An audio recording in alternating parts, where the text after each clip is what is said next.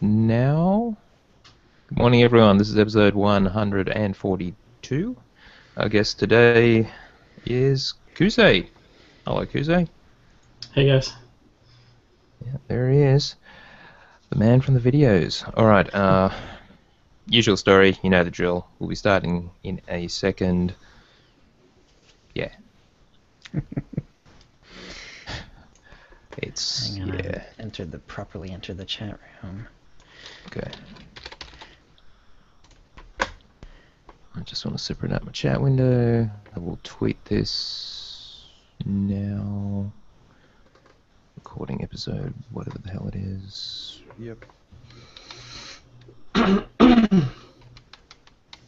What's this at the beginning, Red? Oh yeah, my streak is better than yours. Yeah, I blew it over the weekend. Long weekend. I missed Sunday. Oh well. I just noticed it today. It's got to be a bummer though. I think you broke 2 months, didn't you? Yeah, it was over 60 days. So. Wow. Yeah, but you know, I knew if when I do blow it, it's almost always on the weekend. Weekends are the hardest. Yeah, well, I do it on my commute, and that's pretty easy to remember. Or even if I forget in the morning, I remember in the afternoon. But yeah. Yeah, when you got family and friends around and other things to occupy your mind. Yep. Alright. Make sure this is working. I think it is. I'm gonna go turn off my AC. Okay. I'll just remove that now. Test, just 'cause test, it's not really part of testing. the show notes. Voice, talking normally, in a normal That voice. was funny though. That'll do. Alright. Alright, we'll be starting in a moment. People are turning off air conditioning and crazy stuff like that. Let's talk about the weather. The weather here. It's like the same temperature it's been from like early summer. How hot is Now, let's see. What's today's forecast? I think was like 20. Yesterday was 29s in that? Fahrenheit. That's pretty hot, right? 84 Fahrenheit. Okay, well that's Yeah. not too bad. I mean that's warm. Yeah, but it's 84 winter. is yeah. In a couple of days. It's not. It's meant to be a lot cooler than this. Right. Okay. Yeah, this is more of that above average temperature stuff. It's just not really getting cold. It's a Chong bit did say weird. that global warming was going to kill you. Yeah, it's a funny thing about Australia. Without all kinds of the weather here is actually fairly simple overall, which means that we just get the unmitigated effect of climate change without stuff kind of messing it up. So anyway, all good fun. Is that just because there's less landmass to move things You've got the- around and cool things You've got off? the Gulf Stream and all kinds of crazy stuff like that. Just Right. some. But you don't really have big weird- mountain ranges that alter weather patterns and cool No. air off as it pushes up the mountains and stuff like that. Correct. The mountains, as they are just really, really low. Right. Kind of pathetic, actually. Which is why there's only one place in Australia you can actually go skiing. I'll bet you it's Literally. popular though. Where, New Zealand? Indeed. Well, that's the second most popular spot. Right. All right, that's enough of that. Is everyone ready? Yeah. I'm good to go. I think so. So, Kuzo, you are recording? I am recording, yes. Audacity is Alright. on. At no point stop it, just let it roll all the way through. I've sent Chill your email address, so he'll set up the Dropbox for later. Red, Okay. you are recording? Yes, sir. All right, and Jill, you already started, right? And two, I've noticed, I don't know if this could be, biased, but the little, thing that you put under your name, the name tag thing. I like Crash. I don't know if you noticed, but I like Crash out of the Hangout like one time every time. Hmm. Have you noticed that? Yep. And then I come back almost right Yeah. away. Yeah. And then, but like 3 or 4 episodes ago, I didn't remember to, or maybe I was running late or whatever. I didn't have a tag, and it didn't crash that time. So now I'm wondering if like there's some sort of bug, or if it's just coincidence. I think that's a coincidence.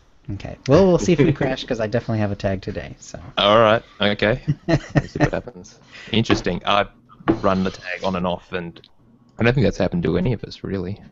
Yeah, just me for some reason. I don't know why. Okay. Let's see what happens. Science. Yeah. Sort of. Science. All right, going in 5.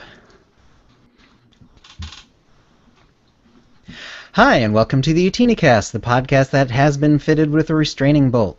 This is episode 142, being recorded on Wednesday, May 28th, 2014. I'm your host, Chill, and with me is my co-host, Tio. Hi, Tio. Hey guys. And with us today are Kuze and Red. So, Kuze, what you been up to? The normal, I guess. Our rating groups, as you'll see later on, the outcome of that, which was my alter ego of Booze.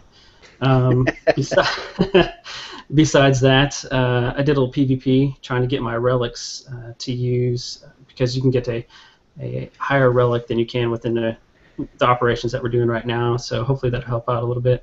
Right. The other thing is helping out a new guildmate, run some hard mode flashpoints, and also to get some ultimate comms. But other than that, not too much. Working around the house keeps me busy, so. But Very nice. it's been good. Yeah, no, of course you're known on the podcast for doing the videos of the Datacron runs and several other things. Anything going on in that area? Well, it's hard to admit, but I have a lot of projects halfway started, but none of them finished, unfortunately. I have a lot of Tatooine videos recorded. I've been wanting to put out for a while the Tatooine exploit for the balloon ride, which cool. Red had brought up a long time ago. Mm-hmm. I have that recorded.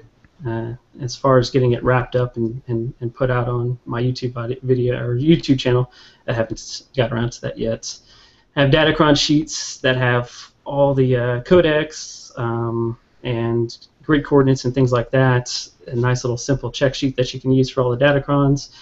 I haven't finished that yet.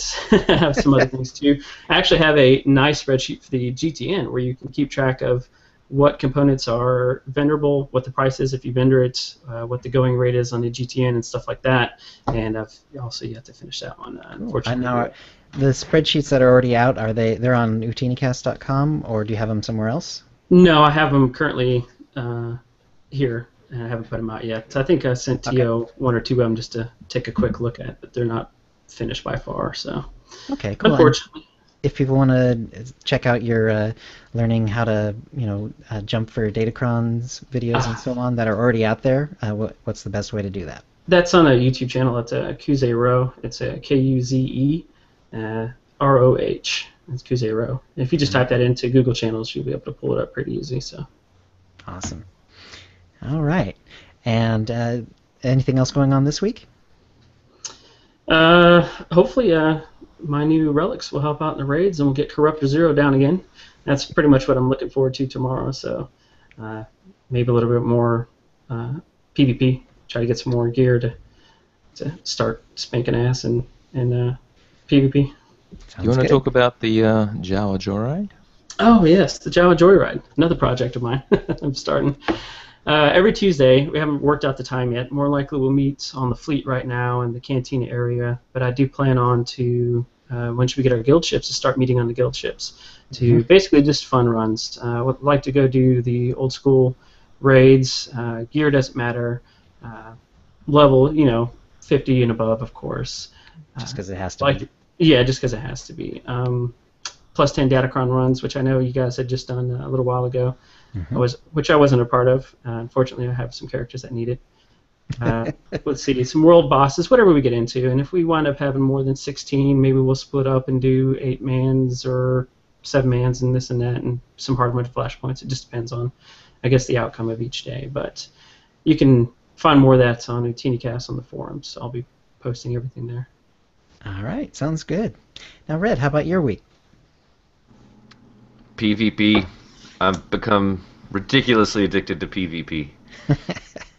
And I actually went ahead and made a personal goal for myself to spend a bit, or be more consistent about activating my live stream on my Twitch channel. Oh, cool. And as a result, I didn't have anybody online. I got on, I think Saturday was the first really memorable evening where I just got on, ended up having a whole bunch of people show up in the chat room, and we were talking and hanging out while I was just running around killing things, which was awesome. I did notice, though, surprisingly, seems like I've got some kind of problem with Tor itself, because I've been having 0 packet loss or, stream hiccups.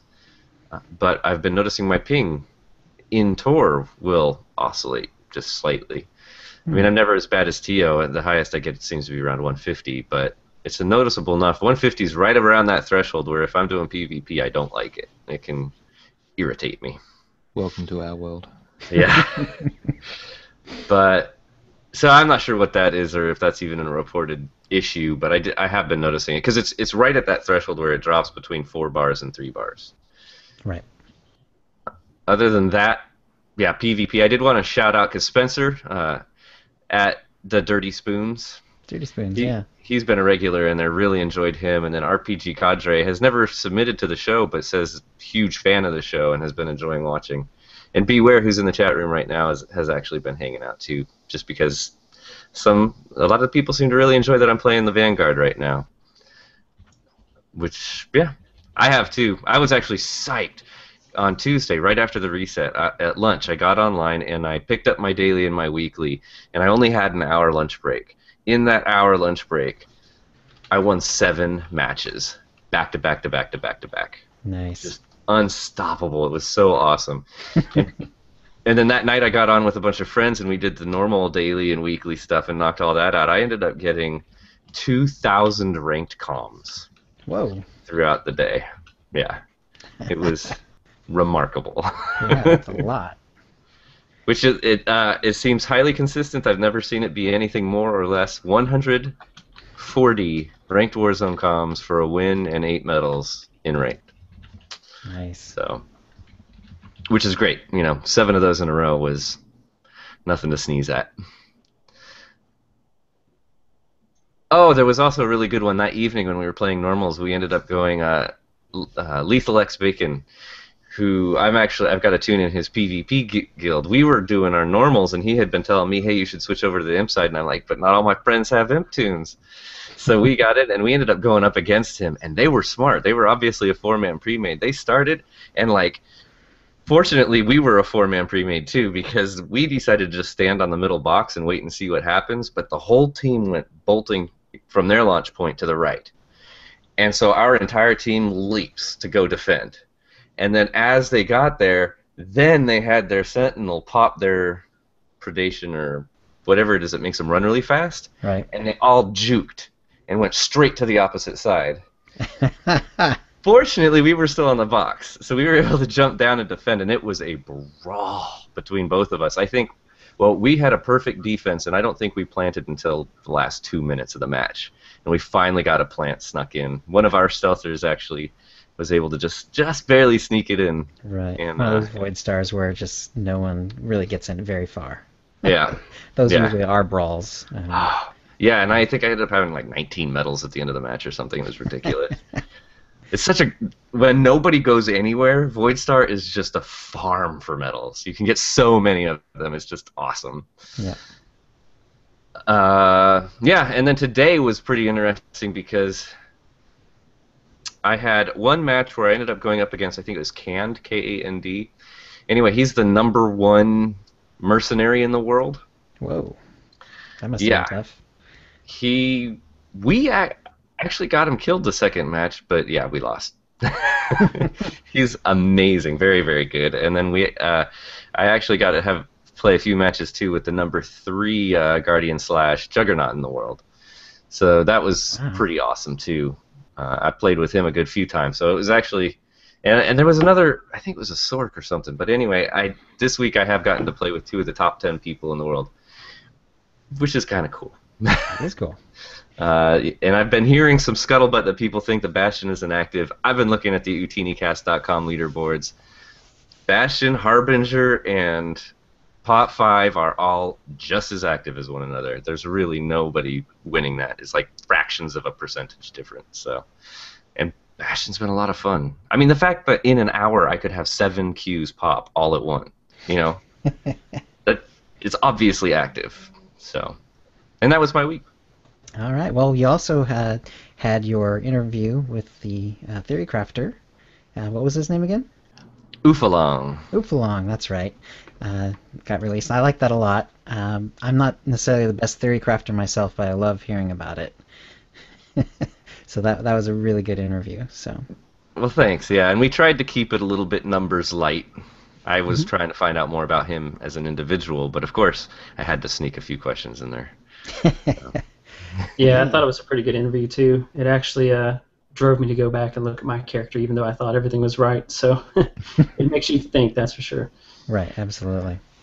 All right. And as a sneak preview, Red will be speaking to another theory crafter, Keyboard Ninja, very active on the official forums, and a class representative for at least 2 of the ACs.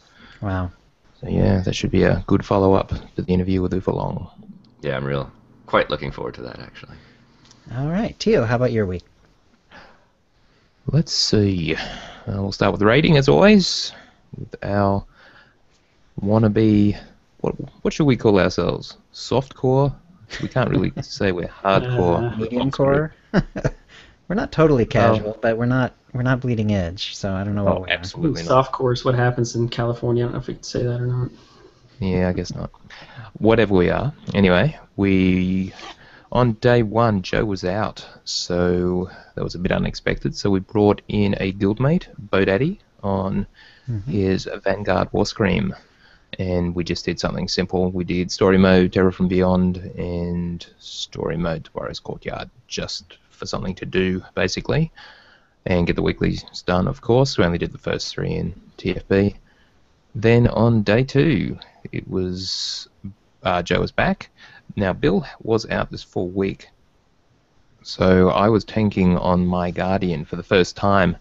We did hard mode Dread Fortress, and we actually did better than I thought we would with me, first time tanking in that place. We got through the first 3 encounters that we have on farm, more or less, with very few hitches. In fact, the only place we really went wrong was on the second encounter, the Gatekeeper, where the responsibility of who interrupts which corruptor got a bit messed up since I wasn't there on my Sentinel. Right, Yeah. and I was taking Bill's place, so I was learning his, which is a little different, because I caused 1 wipe because I didn't realize that the boss jumped back right away. So, yeah. And he took out both our healers pretty quickly. Yeah. Yes, he did. Yeah, so once we got that smoothed out, it was actually fine. We had a few goes at Corruptor Zero, but at that point we thought we really would like a bit of a change, so we switched across to Hard Mode Dread Palace, and then we lost Kuze. His internet crept out.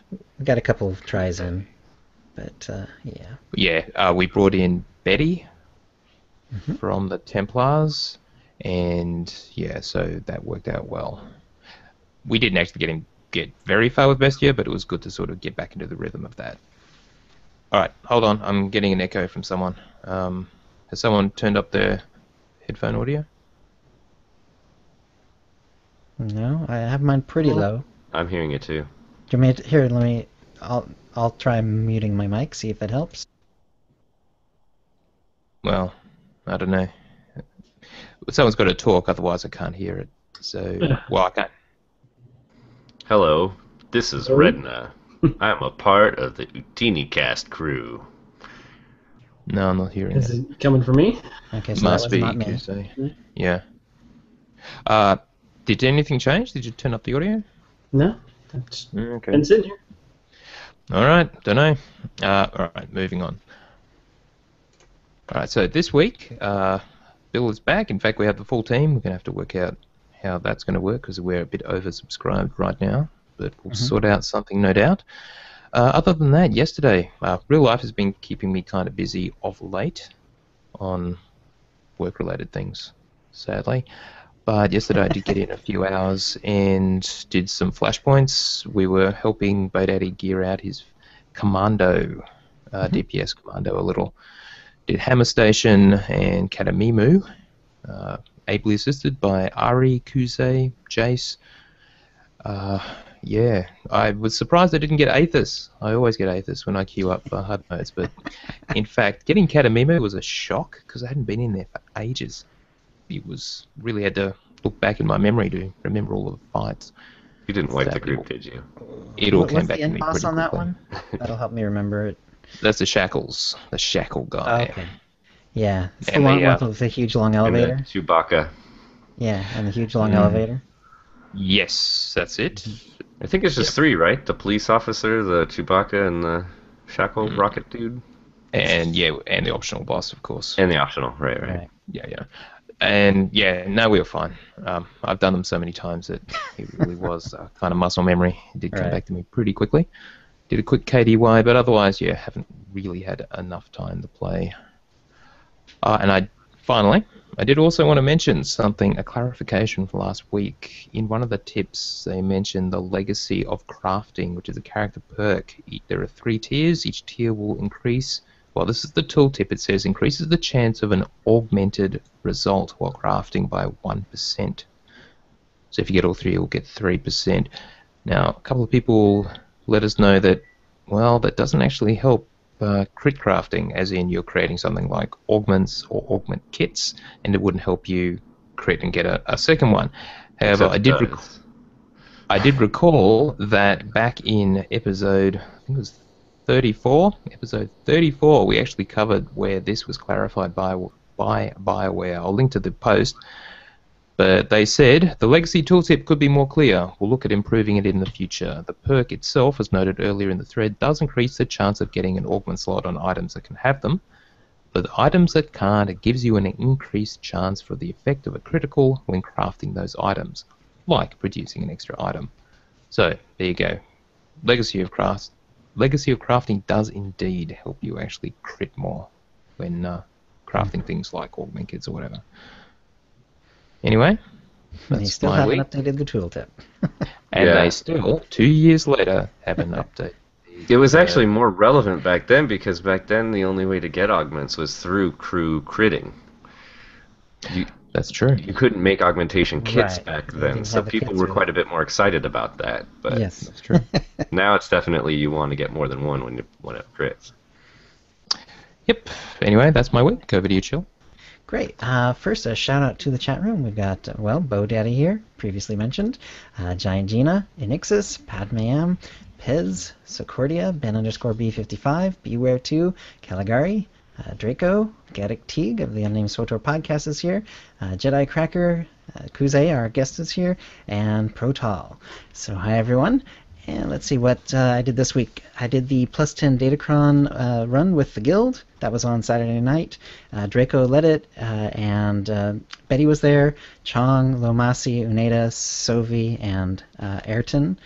And it went really smoothly.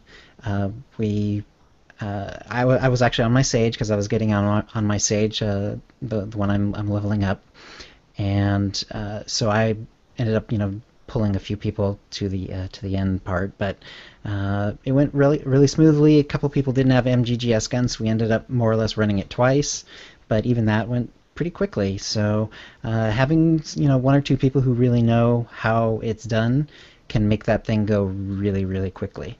In fact, even though most of us, or many of us, didn't have the red crystal from Corellia at that point, they knew how to do that and get it open so that everyone can get the blue crystal, which you do need, but you can get on the fleet.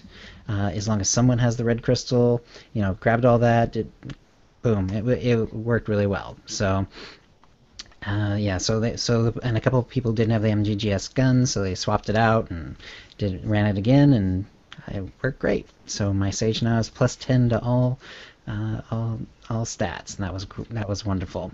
And I also leveled my Sage quite a bit. This week I finished Voss. There was a long capital ship, sort of mid-planet mission, like those crop up all the time. And that was actually a really long one. There was like multiple levels and huge long corridors and all that good stuff. So I finished that, and then I did all of Corellia, and I finished the class story. So my character's now done with class story, level 49, and probably will go to Ilum next instead of Makeb. Makeb might be a little slow and challenging at that level. Plus, if I do Makeb first and level most of the way, then Ilum will go green and even possibly gray. It won't be as much fun to do it when it's not really relevant. So probably will plan on doing Ilum next.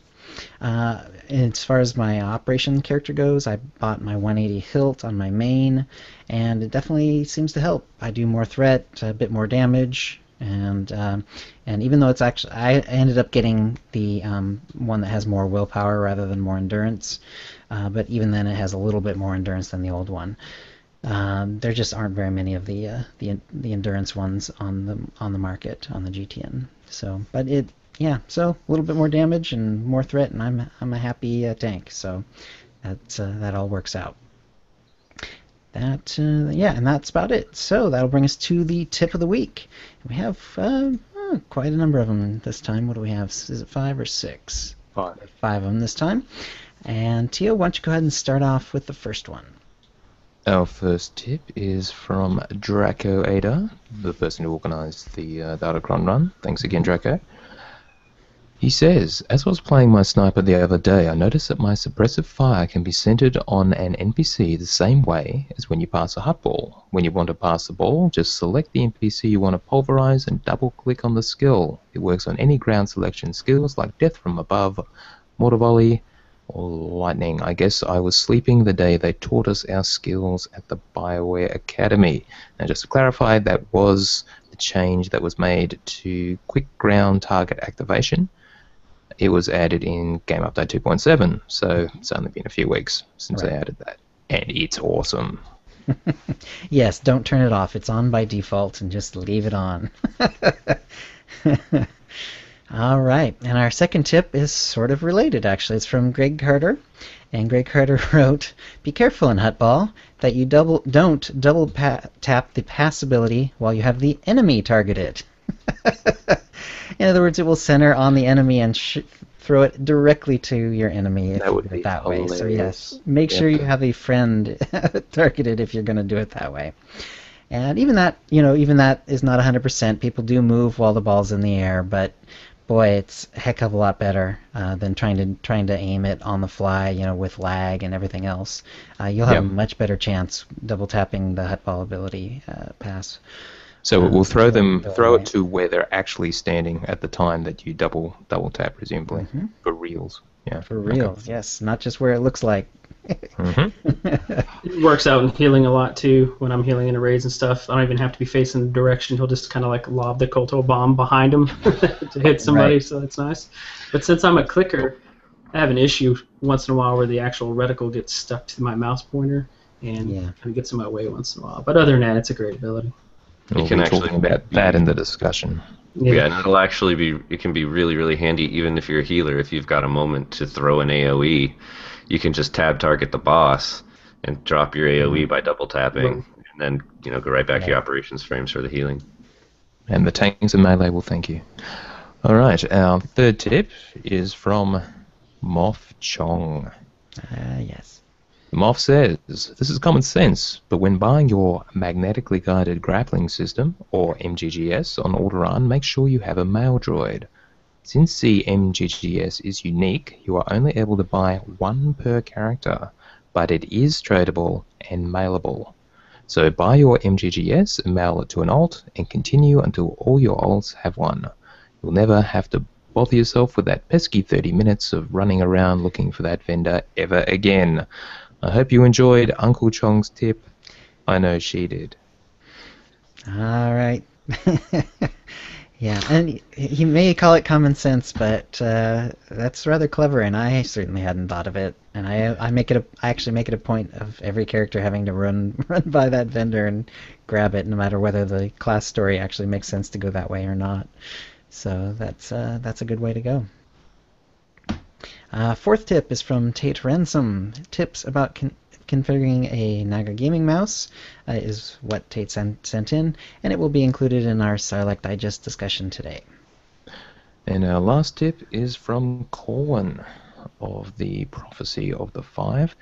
That is a call out to Roger Zelazny's Chronicles of Amber series, of course, which is awesome if you haven't read it. Anyway, Corwin says, one trick that I didn't notice get brought up during the Warzone 101 session, which was well done by the way, is something I do when attacking a node. Whenever you attack a defender, stand so they are between you and the node. Typically, people use the default camera angle, meaning they are looking away from the door and tunneling on you, thus not seeing your teammate planting or capping behind them. Likewise, if you see an opponent who may be tunnel visioning, go for a cap. Worse that can happen, they get off their current target and switch to you. As good as a taunt for tanks as well. Also, for all you holdouts still playing a smuggler or agent, don't forget to cap nodes while in cover. Prevents leapers from closing the gap as easily. That may have been patched out, I'm not sure. Kind of an old school trick, I'm pretty sure it has been. But it was nice while that lasted. Anyway, it was mentioned during the podcast this week, I think. I think the snipers still can't be leapt to, but the other Right. kind, smugglers, can be leapt to. Snipers and gunslingers should certainly be doing that. Yeah. Right, absolutely.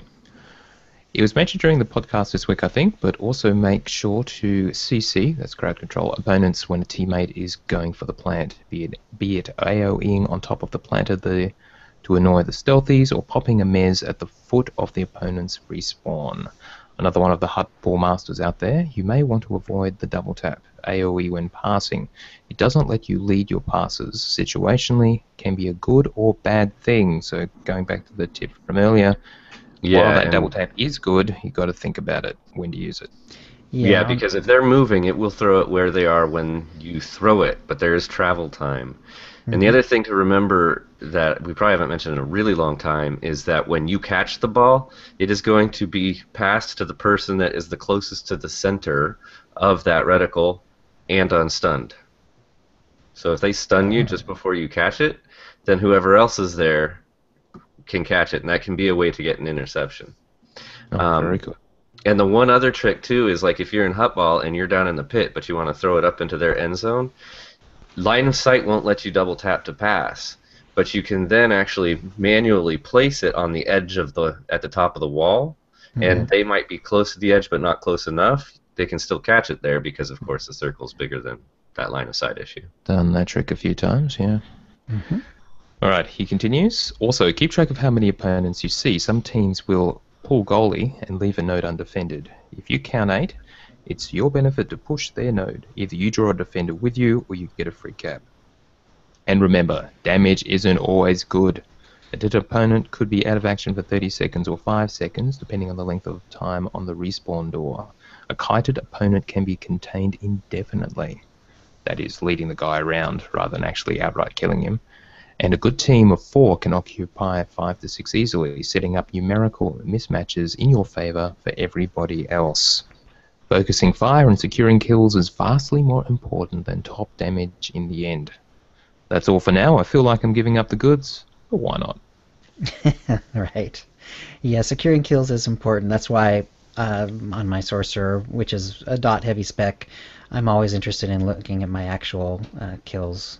I usually do great in damage, but that's just natural for any dot spec. And then I have to really look at my kills to see if I'm actually being effective.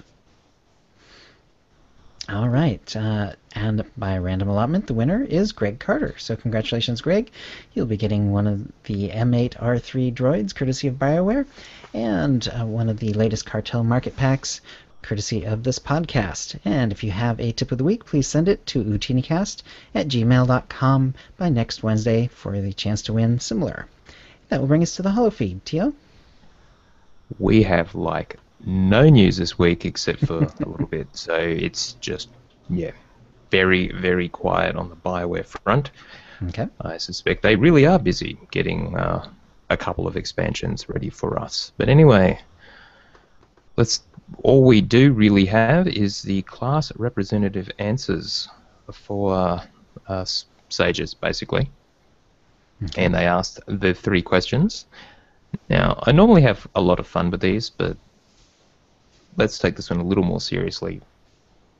I guess my initial impression is that Sorks and Sages are in a really good position at the moment, but based on the questions that are being asked. So that's all pretty well known. So the first one is in PvE, survivability. What it boils down to is in fights in which there's a lot of raid damage, they are taking more because they only wear light armor, and they're complaining they have to bubble themselves to help mitigate that damage, and that costs a global cooldown. Yep. And force. And force, indeed, and that's bad. So what? Anyway, the response from Bioware is you really shouldn't be bubbling yourself. That's the healer's job. Let the healer do that if you've got a Sage to bubble you, because their bubbles will be better. And if you don't have whatever, it's not your job. You're supposed to be doing whatever you're supposed to be doing. They may consider making the insta heal that Sages and Silks get. It's on a longish cooldown, 45 seconds, something like that. 30 seconds, yeah. Right. And it's a pretty strong cooldown. I mean, it doesn't mitigate any damage, but it gives you back quite a bit of health. So Yeah, I pray to God that they don't take it off the global cooldown. They are way That is what overpowered they at are PvP as it suggesting, stands. that they take it off the global cooldown, but well, who knows? Dude, So I they mean, may actually seriously, think about if doing you're that. dying and you're not standing in stupid, then it's your healer's fault. Yeah, they did say that, particularly in the Nightmare version of Brontes at the moment, there's a lot of damage that isn't. What are the two types? Internal and elemental, Yeah. which is not mitigated by armor. And so basically everyone suffers equally, but if the damage is something other than elemental and internal, then people with the different types of armor, the Sages will obviously fare worse because they have only light armor, so they may actually change operation design to make that different. So it is. They actually internal said and elemental. that Brontes was the exception, that almost all the boss fights, when it's a raid-wide damage, it's internal elemental. Brontes is an exception to that, but that was an intentional one. However, talk in the proper forums about operation design if you feel like your class must be left out because of this. Indeed. Yeah, they are going to leave the global cooldown on your bubble, your force armor or static barrier. Yeah, They have no to. chance they take that off. Yep. Anyway, that was the second question. Is the PvP question. Seer spec issues. Issues with their spec. This boils down to being heavily cast-based, as in there is a cast time for almost everything, and Bioware agrees. Their numbers do show that in PvP for healing, Sages and Sorks are doing worse than the other two healing ACs, and they might do something about it. In fact, they're asking the community to actually suggest what they would actually like. One thing that was brought up was a PvP set bonus that would actually take the health cost off noble sacrifice and consumption, which is a key part of healing and getting your force back, basically, on the Sorkless Sage. And that seems would be cool. really bizarre. Well, if they took the health cost off, what is the downside? They'd have to stick a cooldown on it or something. So there has to be a cost. Otherwise, you could just spam it. So they're not going to let you do that. Right, the other cost is normally that it lowers your force regeneration, but then Healing Tree has some talents to either partly or completely remove that. Completely. If you use it while you have the stacks of conveyance, there's no force regeneration penalty. So Right. that's just the way you play the class. Right, so if there's also no health penalty, then then it's all bonus at that point. Yeah. You're just straight up getting force for it. Exactly. If they make it a PvP set bonus, it would only affect PvP, but that still seems a little too good to get your force back. Yeah, anyway. So I'm glad they're looking asking the 5 years. community. I don't know this AC well enough. It is clear, though. I mean, mercenaries and commandos are now doing very well as healers. Maybe not quite as good as operatives yet, but they're still holding their own. I mean, there are some people, 2400 on the elo. I mean, they're amazing. Yeah. And you just don't see that kind of performance. I mean, Sork Sage's DPS are totally rocking it, but they're Indeed. And they are very cognizant they don't want to buff Sorks and Sages in PvP, which would also have an effect on PvE, where they really are doing just fine. And it's a funny thing, too. I wonder how difficult this is to balance around the fact that really the Sork Sages have the best hybrid option for a healer DPS build, where they can really pump out a ton of DPS but still contribute as a healer in PvP. Yeah. Right, that's the spec I like to run. So, I mean, it's more madness than heals, but I still take 14 points in the Healing Tree, which is enough to get me cheaper shields and also the instant heal plus hot every 6 seconds. Right. And it's really Which is a remarkable nice, how that nice ability. you don't end up giving a ton of DPS up, and that little bit of contribution from the healing being effective can really be the game changer. Yeah. All right, the last question. This is just the wild card question they can ask. Sage as Jedi. Yeah, they really are scraping the bottom of the barrel here a little bit, if this is all they could find. So it basically comes down to the lore sort of makes... Well, the issue is that Sorks and Sages feel more like your mage, as in you're using your force magic to cast stuff, Right. rather than an actual Jedi. And their basic reasoning for that is their lightsaber, they don't really use it for anything, which is true. You just sort of wave it around. You certainly don't hit anyone with it, or throw it, or anything like that. And several animations lack the feeling of power. So... Such a shame. Really, pulling a giant rock out of the ground and slamming it into somebody's head doesn't seem powerful. It's a lot more powerful than shocking them. Which is they sort of blame that on... That's really dark side ability. I mean, the good guys wouldn't do something like that, would they? Etc., etc. Yeah, no. Sorry, they're not going to change it. They may actually sell you new versions of the animations on the cartel market. Thanks for suggesting that. Yeah, anyway. Well, I mean, let's be honest. The difference between the light and dark side choke and stasis. The light side one, you crush their entire MF and body.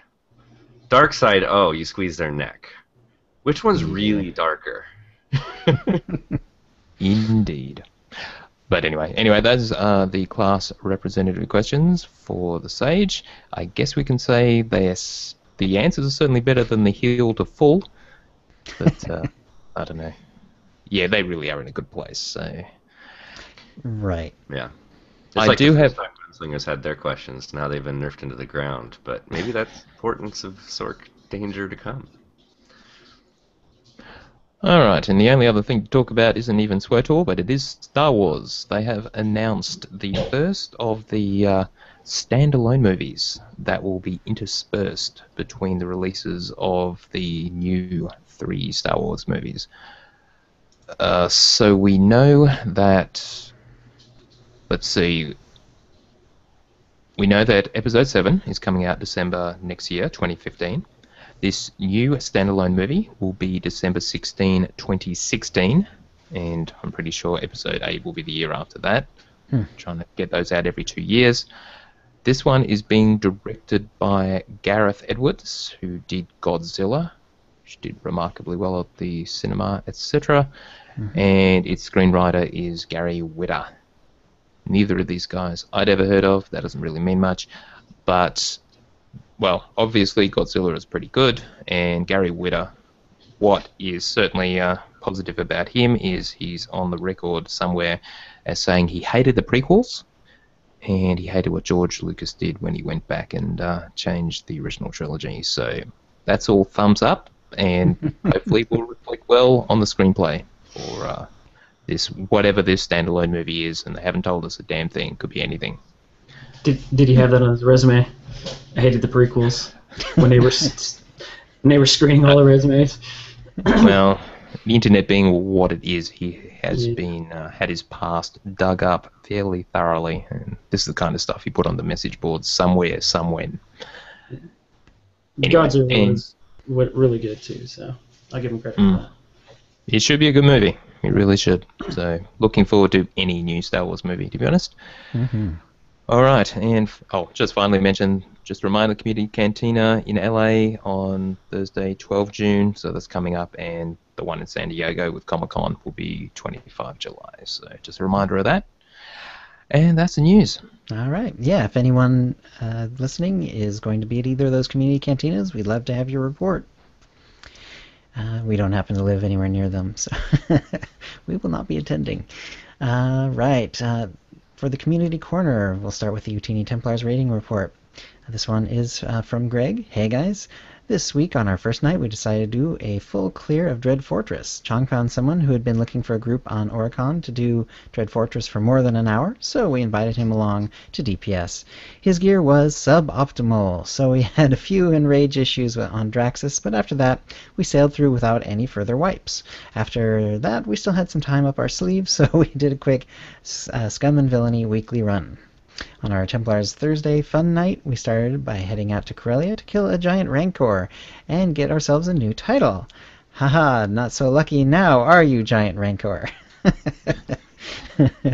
Yes, for those who don't recognize the reference, there's a Rancor that if he kills you, you get the unlucky title, and if you kill him, which takes a raid, then you get the lucky title. And then we decided it was time for some dark side shenanigans, and since Darklighter's highest tune was not 55 yet, we did Karaga's Palace Nightmare Mode for a laugh. Going forward, if anyone is interested in a bit of Templar fun on Thursday nights, 8:30 p.m. AEST, which is 10:30 Greenwich time or 3:30 a.m. Pacific, jump online and send Evewins, how you pronounce that? Evewins? Okay, Evewins, Evewins, or one of my other tunes, a tell. It would be great to get more people along for the ride, and gear is not a problem. Till next week, have fun. Alright, and Tio, you have a guild update. Quite a few of them, actually. I'll get through them as quick as I can. Firstly, Mariah, we'd mentioned her leveling group last week. She is still trying to get that organized. Details are on the forums. I'll link to them. Our guild community coordinator correspondent, Ferris Terran, we should come up with a title, is using the @OotiniNights and @OotiniRage on Twitter to communicate guild stuff, and you can also follow him @Ferris Terran. So that is working out well. A few other things. Our guildmate Ari suggested that if you're looking for a group and you don't want to risk the group finder, try using your SWOTOR family channel. That's based on the things that Madma organise and set up via the hashtag SWOTOR family. There should be a SWOTOR family channel on either faction of your server. They're on most. And if they're not, why not start it? And yeah, just always ask in there. So someone outside your guild may be around and may want to do some content with you, be it a flashpoint or leveling or whatever. Right. And that would be a /C join, the letter C followed by join immediately, a space, and then SWOTOR family. Or one word. Mm-hmm. Yep. Alright, next, our guildmate Draco, he who organised the Plus 10 Datacron run, etc., came up with an idea for raising funds to pay for our guild capital ship, because obviously we will want to get our guild capital ship. And what he's thinking is that we're going to run a lottery. Now, he is donating the prizes, at least initially. It'll run every week. There is a thread describing the process in our forums, which he created. And basically people buy tickets by donating to the guild bank. 20k is what he came up with. And then he picks a winner every Tuesday. And we'll announce them on the podcast each time. So yeah, neat idea. So this is just more or less a suggestion for other people if they want to organise something in their own guilds. Maybe a lottery is a way of extracting cash from your members. So yeah, thank you, Draco, for coming up with that. We'll see how it plays out. Could be fun. Yep. Now, just from the wider community, a couple of things to mention. Chad Rassa has on Twitter, ChadRassa, has organised a SWOTOR fanfiction challenge. It's being put together in the live journal. So there's a few. I'll link to all of this. There's a few posts describing how it works. Basically, it's a challenge to write some piece of fanfiction set in the SWOTOR universe based on a number of one-line challenges. You can just pick one and then just write whatever. So it's more or less a way to do some writing if you need a reason to. It might actually get you going, let your creative whatever's loose. So anyway, Chedrasso did that. We may talk to them about this whole thing in an interview some point in the future. But for now, why not give it a go if you're a budding writer?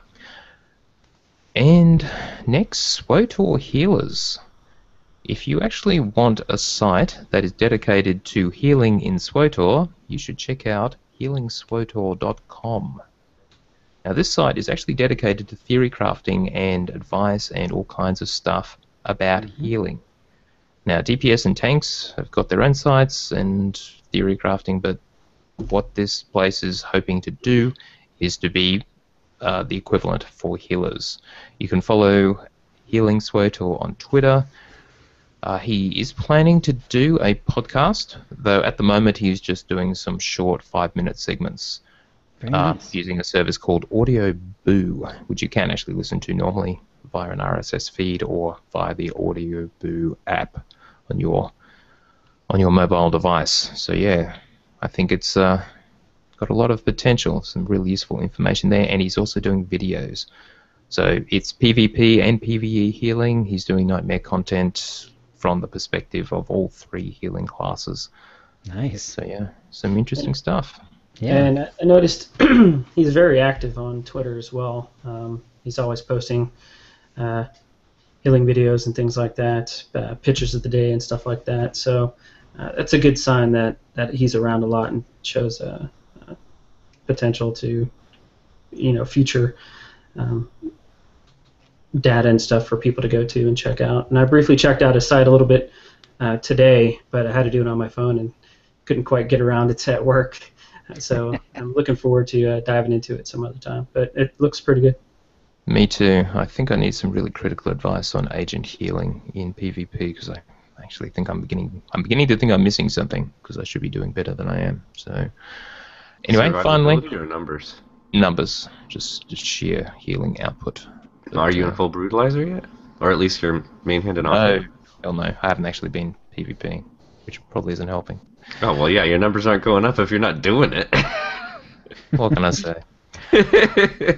All right, and last in the community, just a blog post from May of ToroCast and the community cast that we've had every few weeks. She had a blog post talking about SWOTOR lingo, so going through a whole lot of acronyms. A couple there I hadn't seen as well. I particularly liked M8 for mate, because the loss of oceanic servers means we all have to listen to random Aussie lingo and accents. Not that she's complaining. Yeah. Anyway, that's it. Back to you, Joel. All right. that is a fun idea. That brings us to the force feedback, where we read out your tweets and emails. The Malgadar wrote, quote of the week 140. We can add our fascinating insight, no doubt, or just embarrassed silence. Tio.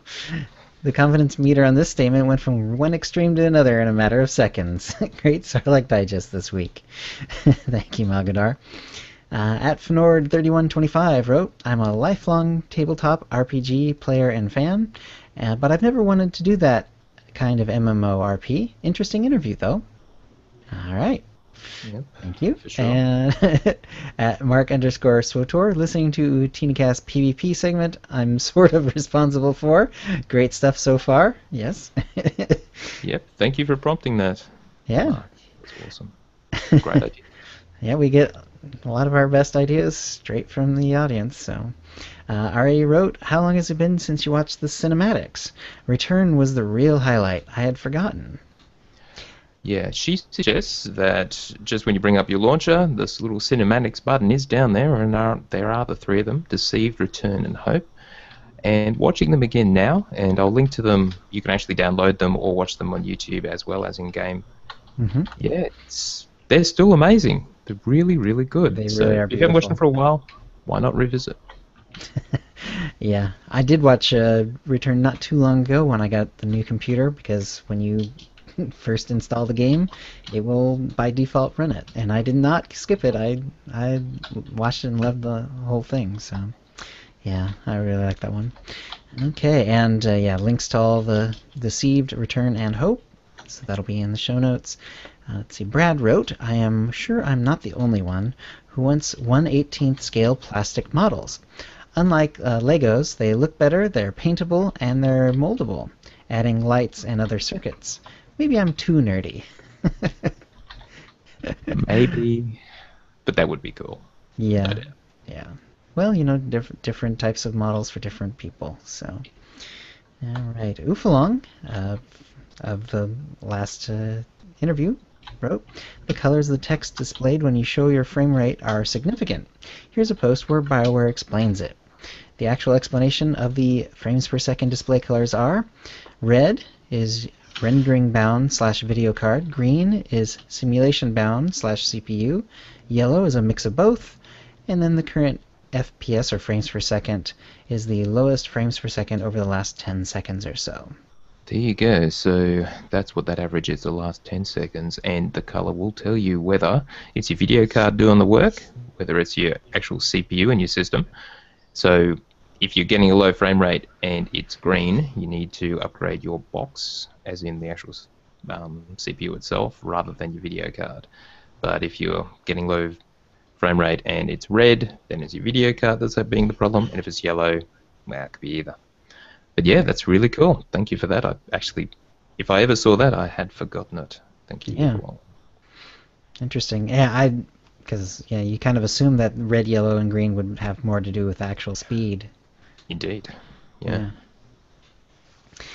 And Kuze, you wrote in. Did you want to talk about this? Well, I kind of just sent this out to the raid group at TO Cookie and putting it onto the site, but yeah, I'm not as crazy as I used to be. But once in a while, I drink, and I think Friday night I was a little beyond what I should have been, because I let Corruptor Zero throw a mine on me, and I think I had 8 stacks before I even noticed it. I guess I thought it was sparkles or something like that. So that I think explains everything. So I think it was you, Chill, that called me Boozy, or somebody Boozy, did. yes. Yeah. Yes, I did. So I was like, yeah, I need to make a character like that. And then somebody yelled out body type 4. Then I said, yeah, I need to throw a mustache on there. So this is what I wound up with. And now I have the Kuze's alter ego, Boozy. I don't have a Vanguard, so I'm thinking maybe I'll make him a Vanguard. But then I was like, well, it'd be pretty cool if I made him another Commando Healer. So at least, depending on what I showed up with, you guys would know what you're getting into. So. Oh boy, it's the giant mullet guy. Yeah, but it was pretty fun to make, and also since he's the Havoc Squad, he's got the tattoo right above his eye, so I thought that was pretty fitting too. Love it. All right, so Torminer wrote, "I wonder why they never used this awesome guy." And I forgot to include the picture in the right. It's like this. It's a Yoda. It's someone of Yoda's species, only he's kind of brown, basically. And I mean, he was like a brown Yoda, basically. Mm-hmm. So. I'll include it in the show notes. Yeah, he looks like a guerrilla warfare Yoda. It's pretty awesome. Yep. Johnny Bravo wrote, "Funny how people complain there's no reason to return to planets, and then complain when gambling is introduced, as the only other 2 options for Nar Shaddaa would be strippers and hookers." There you go. Yay, casinos. All right. Joe wrote in, "Thought you boys may like," and it has some pictures. Sons of Empire.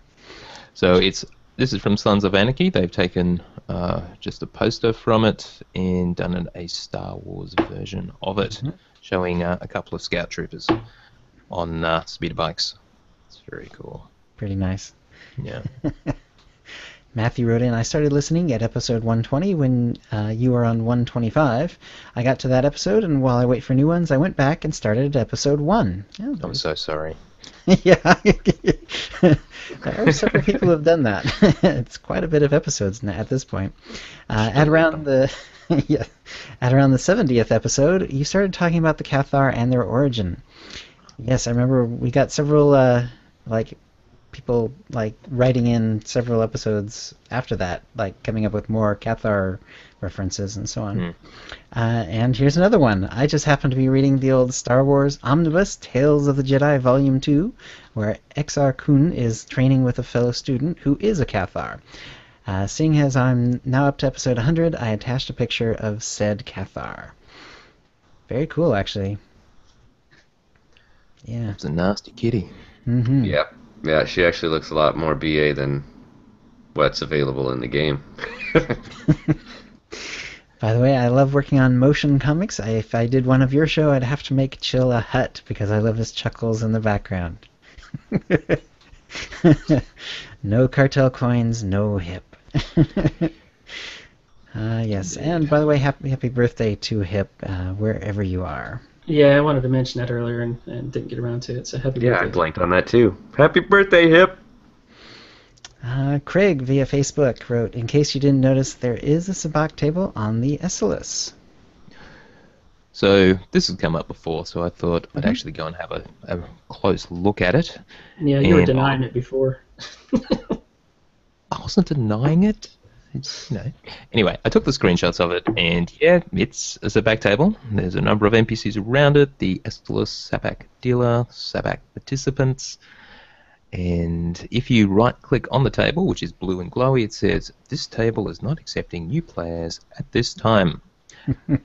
So that's all it is. That's all it does. I'm sure it was never intended to do anything more than that. So it's just a bit of flavour in the background. Well, and it's Of course. been brought up to the devs over and over, and they made it clear that it was never meant to do anything else. Indeed. So you can go in there and see what could potentially have been. Ultimately, Tio was right. Right. So I guess I'll give him credit. Okay, Spiky Joe, templewatch.engine.com, engain.com, wrote, I have a possible future show topic which recently popped into my head. Perhaps it was discussed in an earlier show of the OotiniCast or Unnamed Switcher podcast, but nevertheless, here goes. Map and level creation possibilities for SWTOR. I'm not sure if other MMOs in the past, present, or future have this, but it would be awesome if we had a map or level build tool for any portion of the game, be it Warzones, Galactic Starfighter, or something else. This would make the cry for new content subdue somewhat, I reckon. On the other hand, would it be possible at all? Would the hero engine be equipped for it? I'm curious what your views are on this. Well, we have talked about user-generated content before, and it's wildly impractical for SWTOR. I suspect other games such as Star Trek Online, Neverwinter, I believe, obviously the upcoming EverQuest Next with their landmark and eventually the real EverQuest Next, they all provide facilities for doing this. It's like a fancy version of Minecraft to some extent, particularly with EverQuest. Could SWTOR ever do it? Probably not. It'd be awesome if, I think we've talked before about having some kind of design competition where players could actually submit their designs for a new Warzone or a new Flashpoint or something, and then if it's any good and they picked it, they would be somehow immortalized in-game, given some kind of in-game reward or something like that for doing the devs' work for them. Though, once you actually pass the initial concept, there's a lot of work in actually making it happen. The art assets, the actual scripting of whatever it is, far more complex, and the testing thereof far more complex, and we can probably actually imagine without actually being in part of the process. And I suspect we'd be absolutely shocked at how not easy it actually is to come up with new anything in this game. Right. I understand the desire that a lot of people have for it, because let's not forget, League of Legends came from a mod on Warcraft 3. You know, user-generated mapping, game mode, and everything. I just can't imagine in this three-dimensional MMO environment. Wow. That would be very hard. That's gotta be hard. I wouldn't want to try. Well, if someone does have this itch to scratch, the closest that has come is that they have asked for instance, for Warzone ideas, and they wanted Concepts, you to actually map out, what the goals would be, what would the different assets needed be, how would this also they asked for all sorts of details. And I remember, Kuze, didn't you make up that one? I did. I didn't go quite into detail as some of the people on the forums.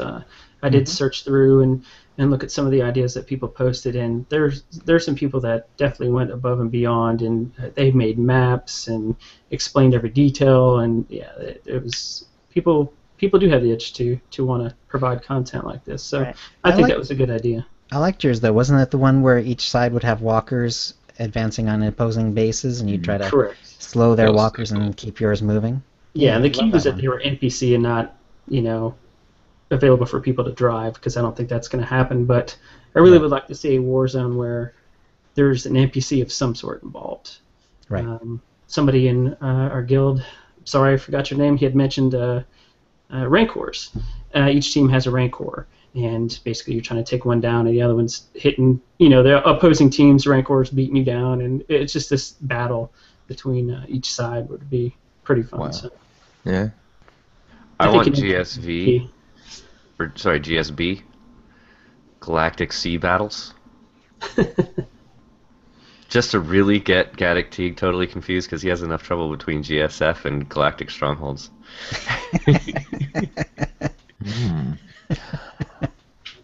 All right. Yes. So bottom line is, it'd be cool, but unlikely. Even something like flashpoints. The flashpoints do tend to be tied into the story, so you'd have to come up with a story-neutral flashpoint, which is not unreasonable. There's no reason people can't go and have a side adventure. There's no need for every flashpoint to be part of the story. And unfortunately, you can't sort of tie something to the story because they tend to reveal that over time, so you can't know it in advance. But story-neutral flashpoint, why not?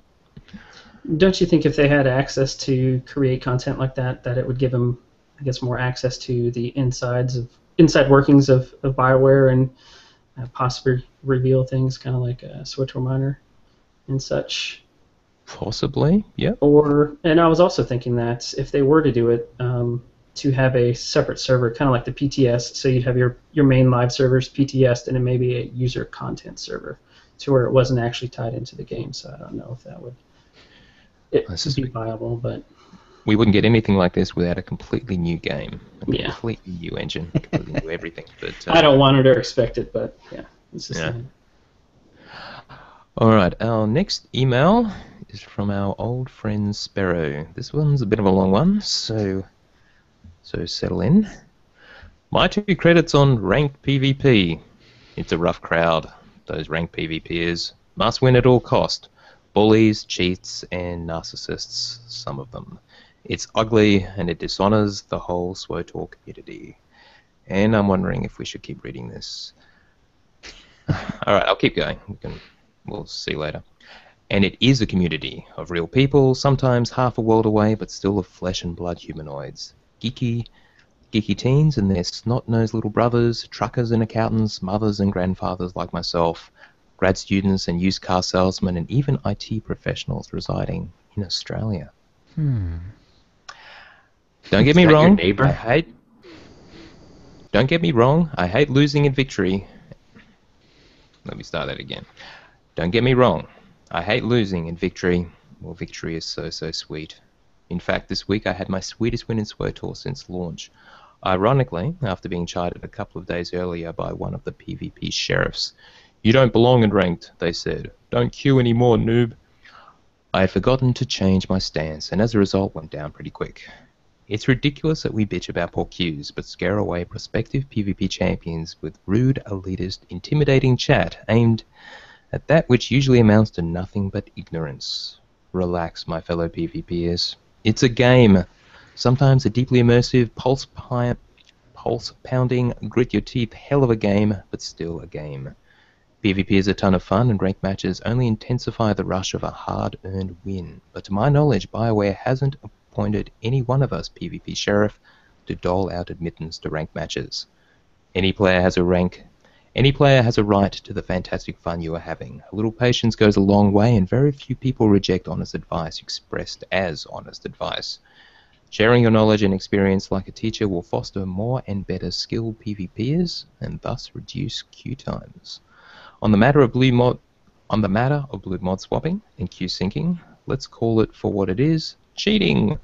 Both are unintended exploits. Just because you can do it doesn't mean you should. BioWare has fortunately fixed the mod bug. Let's hope they somehow tackle queue syncing soon. That being said, until BioWare implements a minimum gear requirement or somehow equalizes player stats in war zones, anyone queuing ranked should respect an unofficial prerequisite of 2018 expertise, which is the max, and full augments. If undergeared players choose to queue anyway, which is their right, the system will spread them out evenly. That weak guy on your team one match will be your enemy the next.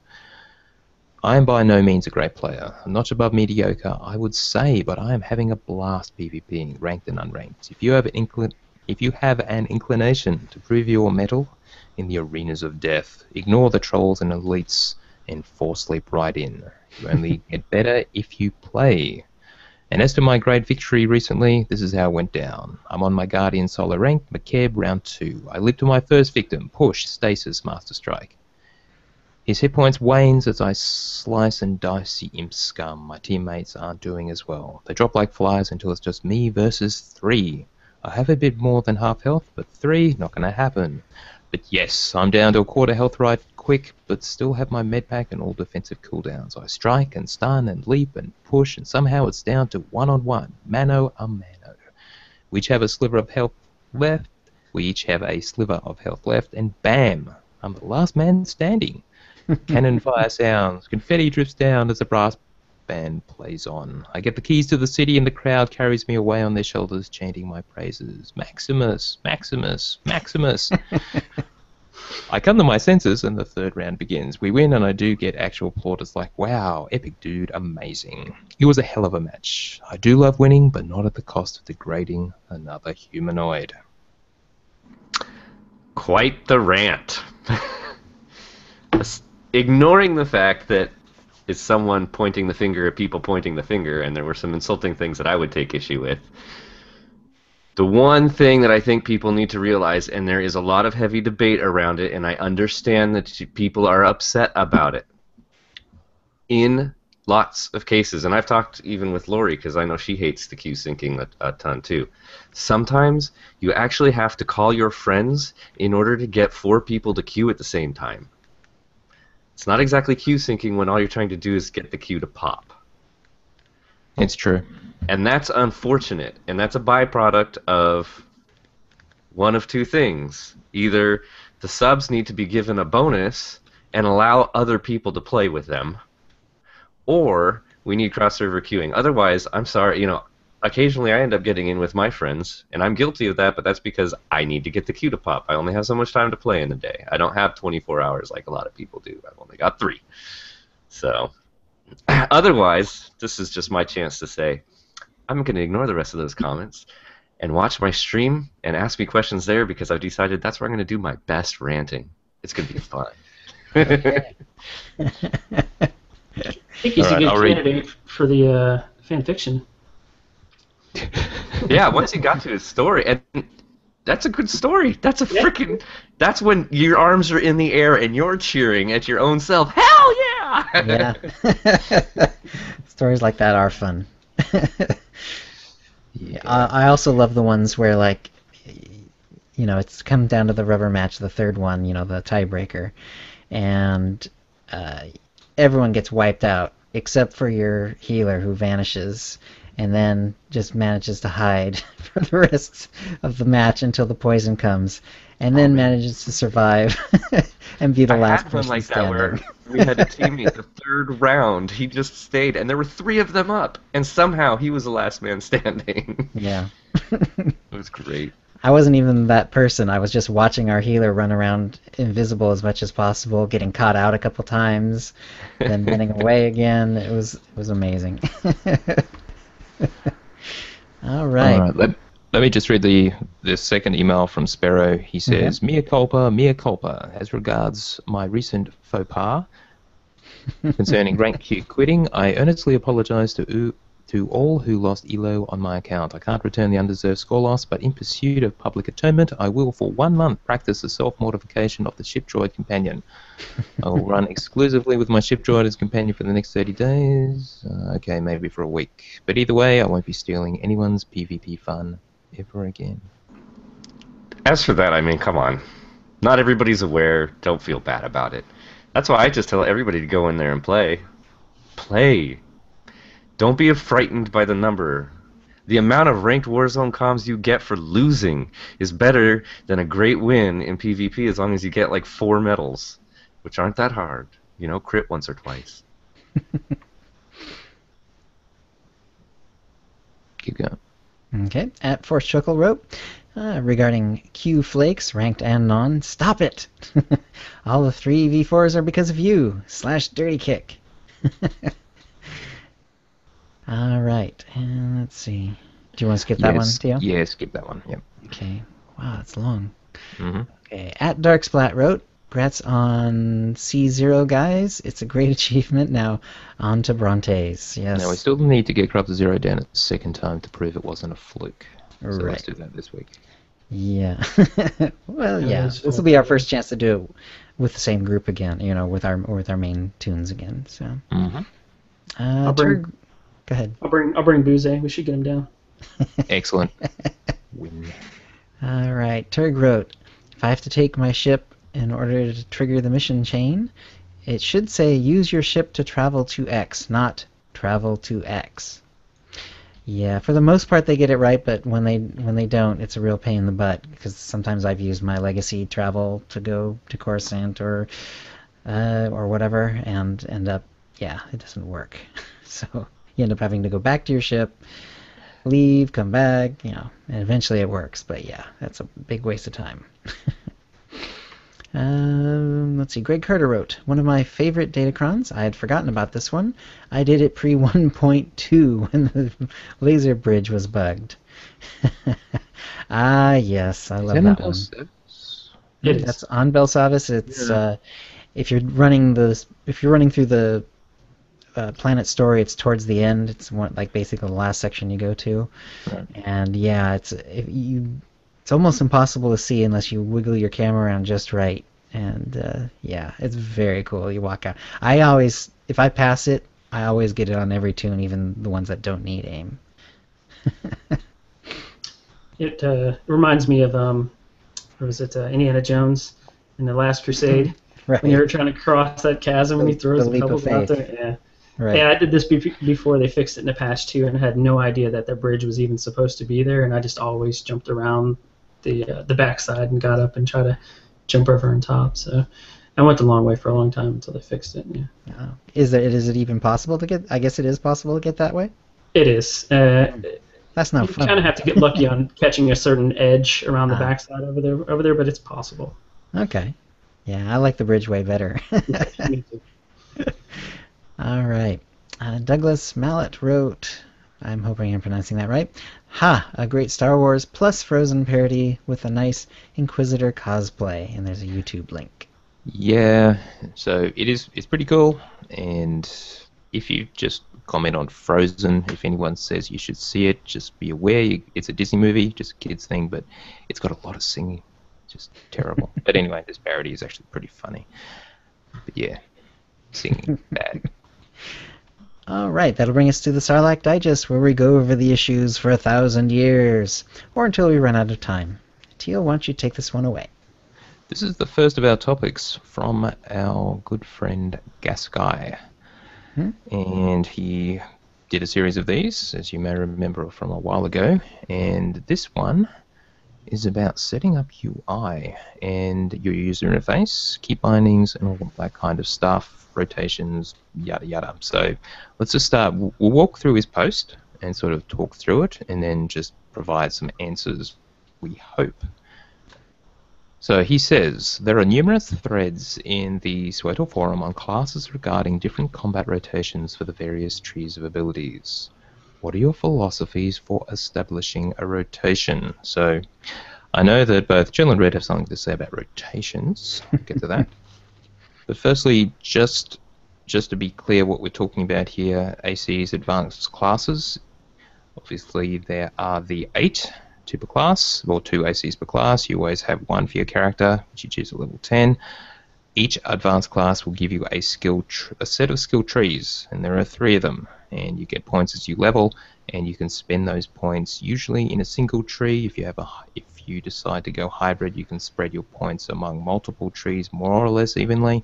The heal DPS build for Sage Sork that Chill mentioned earlier being one such hybrid. But usually you'll spend your points in one tree, and often they're specialized. For example, there's a healing tree and a couple of DPS trees, or a tanking tree and a couple of DPS trees.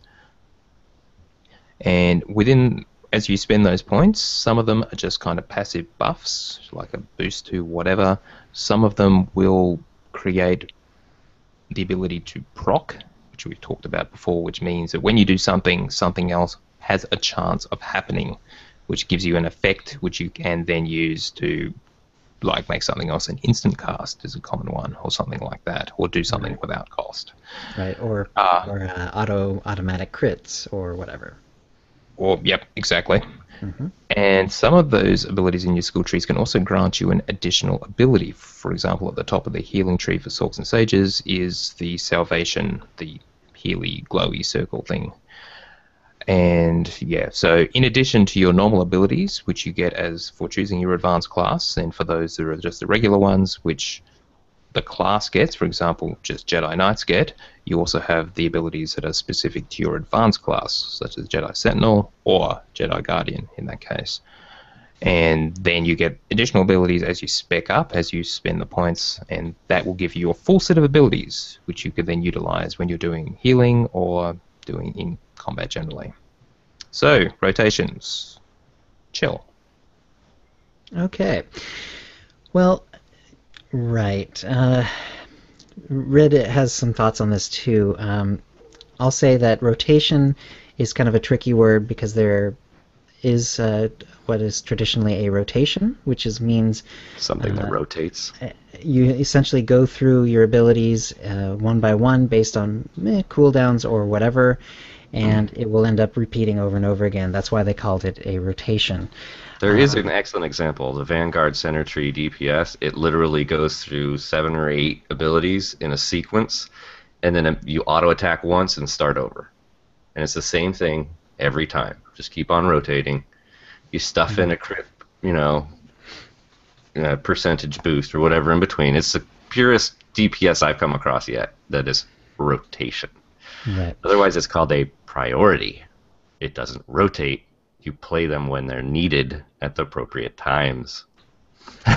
Right, and priorities can be based on procs, so they come up randomly, and there's also there's different ways that abilities happen. So, but the thing is that rotation sort of becomes shorthand for whatever the best way to play the character is.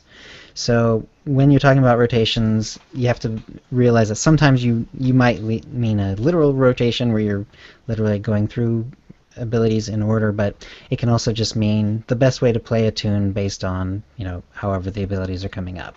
So yeah, usually when you prioritize your abilities, and I did want to comment like how I find out what abilities and usually discover what my priority lists are is as I go through the talent tree. If you look all the way through the talent tree as you're distributing your points, you start realizing that there are a set. I actually usually take my primary ability bar and empty it, and then as I go through the tree, I add each ability that's getting boosted from my talent tree, and I stick them on there.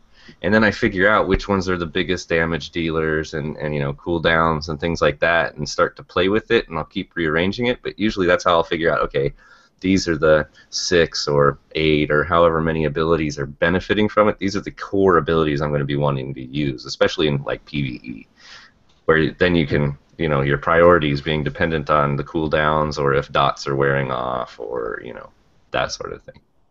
Okay. I do a different way when I'm putting my abilities down on a character. Because I'm very much an alcoholic, I like to have as many things be similar as possible. So I have my bars set up all the same way, even though it takes a while when I first make a new character, because I have to manually change basically every bar so that it's my buttons, my way. And then I also put similar abilities on the similar buttons. So for every one of my characters, Shift +7, which is actually easy to hit on my Nostromo. Shift +7 is my CC breaker, no matter what the character is, and every character class has that, so that one never changes. If I have and then it's similar abilities. So for me, Control +1, if I'm on my Shadow, is my Force speed, so I run forward fast. But if I'm on a Jedi Knight, then it's my Force leap. So sort of similar abilities. In other words, to get to the enemy quicker. If in every case, shift plus middle mouse button for me is the interrupt. So if I'm trying to interrupt someone, I always know which button that's going to be. It's always going to be for me shift plus middle mouse button.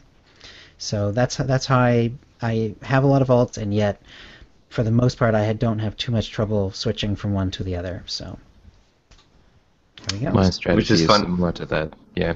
Yeah, mine's Basically, actually the opposite of that. Yeah, it sounds like you have a lot of muscle memory to build. Well, from the very beginning, I started by, like, I know how to type.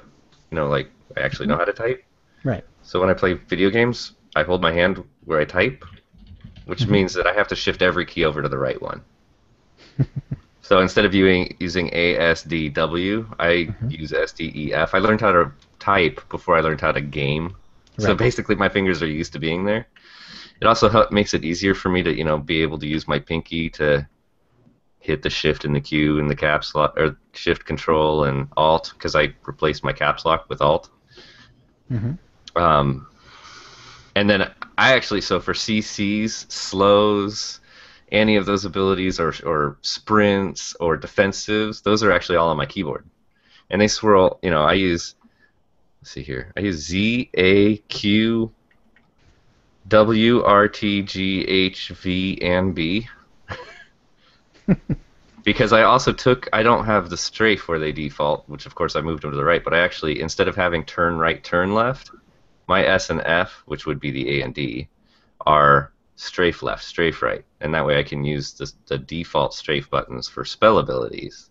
it's worth noting, just to interject there, everyone should do that. You shouldn't not have rotate left and rotate right bound to anything. Always If you change do it with left your and right mouse. to... Exactly. Always change the left and right to strafe left, strafe right, and then use your mouse to rotate.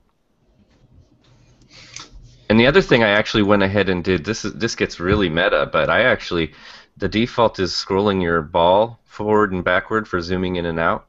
Mhm. I actually put that onto shift, because now I actually have scroll up is target next enemy. Scroll down is target next Right. friend. And Yes, then shift I do that too. would be nearest. Right. So shift up, nearest enemy, shift down, nearest friend. Right, and I have the mouse, and then the Nostromo has a wheel as well. So if I'm on a DPS character, it's the same. Either wheel down is towards me, so that's target nearest enemy. If it's Right. away, it's target the next enemy. If I'm on a healer, the mouse is the same way for targeting enemies, but the left one, the Nostromo one, becomes target's nearest friend or target next friend. So. And it was because of my Guardian that I really set that whole system up, especially with the friendly people, because that friendly leap is so useful in PvP, and you've got to be able to dynamically hit it quickly. Yes. Any character where you need to be able to target your friends is good for that. The other thing I would say is whatever buttons or keyboard, whatever you're using, whatever you find the easiest to hit, that's what I make my main attack abilities. The ones that I use over and over and over again are also the very simplest ones for me to hit. And then for me it kind of works its way out from there. So the ones that I use a fair bit, maybe once every fight, once every other fight, are almost as easy to hit, and then only a few abilities are sort of worthy of being on my bar, and yet barely. So those become like my control 8s and my shift 9s and weird ones like that. Yeah, like quick travel is hotkeyed, but it's control Q. Right. Which is just an awkward hand movement, but you don't need to worry about it doing it.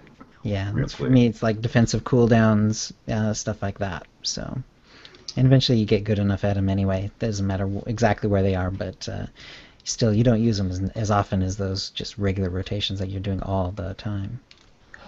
We should say that key binding is something that most of us do because you really want to be able to hit those abilities without thinking about it. Certainly without having to move your mouse pointer on your screen and click the ability. But however, not everyone does that. Some people are clickers. And Fuse, why don't you tell us how you operate?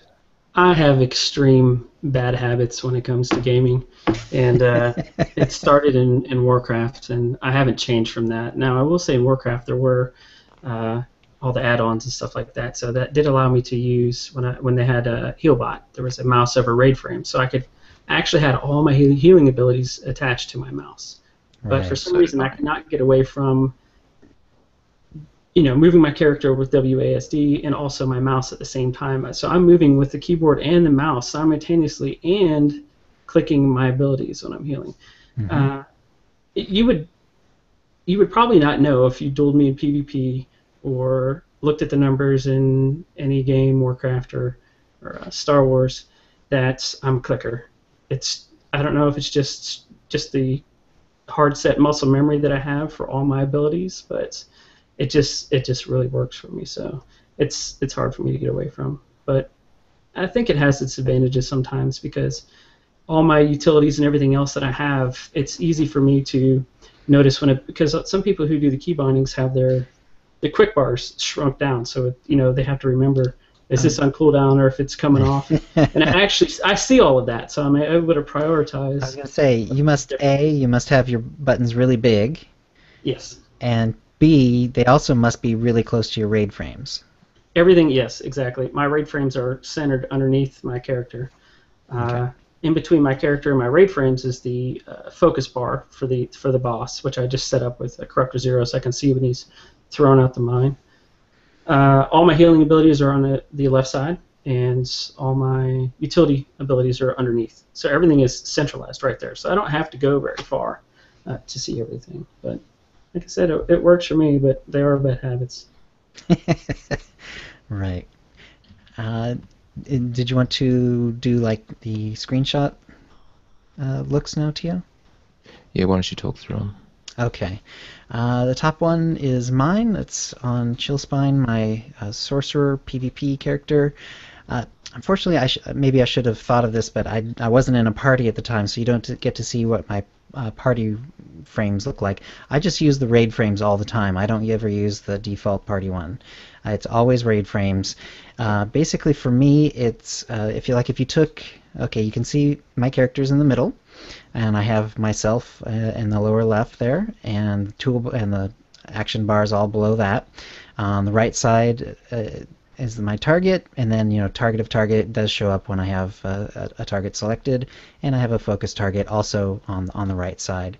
The RAID frames appear sort of just above and to the right of my target. And they're fairly big. I make sure the health bars are pretty large so that I can see right away if someone's dropping health, because this is a healing character. And I like to use the same UI for all characters, sort of again a muscle memory sort of thing.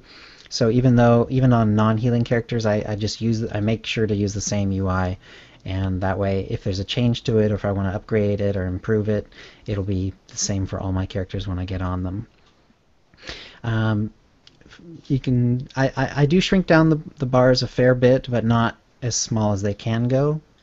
I too like to be able to see the cooldowns and so on.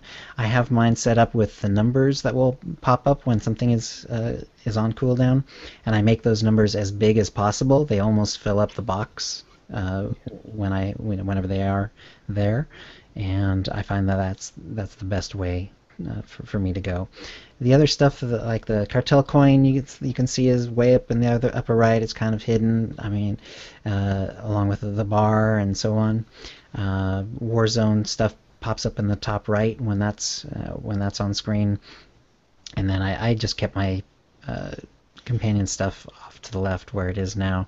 I actually do have like his passive on an actual keybind. It's a rather complex one because I don't want it to be one of my main ones. But in the middle of a fight, if I need to because he's dying or whatever, I can tell him to go on passive, so that I can then heal him and hopefully pull threat off of him, that sort of thing. So, yeah, and it's not the cleanest UI. There are people who really shrink their bars down and really make almost the whole screen available for the actual combat viewing. But it's relatively clean. It works for me, and Yeah, and I do, like I say, make all the keybinds identical on every character, which I have to do manually. That's one of the things you have to do manually. Yeah. Red, did you have a screenshot there? Yeah, that one's mine. The only thing that's missing from here is in the lower left-hand corner is where I have my chat. Mm-hmm. You can almost see it at the very far left edge. That's actually my companion that I've shrunk down to as small as possible. Oh, wow, yeah. It is tiny. I leave it there, though, because then I can right-click on it and send them away to sell my trash. Okay. Oh, and then the missing information, because I'm not in the middle of combat or anything, but the top left-hand corner is where I put the scorecards for war zones. Mm-hmm. And operations frame, which would actually be right above my focus target. I put all the operations frames. Right. That's roughly where mine is. Mine's a little higher than that, but not by much. I tend to prefer having my top clearer because there's more stuff to see. You know, it opens up your distance vision and whatnot, whereas Right. the bottom of the screen is less integral. Often less valuable, yeah. Yeah, even in PvE, I found that to be the case. Oh, and I do have, so I had people targeted, which were targeting and whatnot, so it's target of target is the furthest to the right with the target there. I actually just swapped everything out to the outsides because I like to have, what you actually see there is 3 conditional sets for how my Naga mouse is laid out. And then on the far right one, because I don't have too many conditionals on control, mostly I'm just shifted. I have a lot of my, my stun. That bright orange one is my shoulder cannon, which, by the way, if anybody ever watches my stream, I've had a lot of people comment. They hear this a whole lot. It's not me hitting different abilities. It's because the shoulder cannon is on its own cooldown. Right, so you have So to most of my go back spell to it all the abilities are time. on my mouse, but that stays there. And I'm just button mashing it the entire time, even when it's on cooldown, so that as soon as it comes off of cooldown, I'm shooting it again. That makes sense. But yeah, and actually there is a hidden bar right on top of all of my central spells, which is all the abilities that are hotkeys with 0 cooldowns that I know what they do. Because since they fixed it, you can now turn off that bar, and those abilities will still work when you hit them.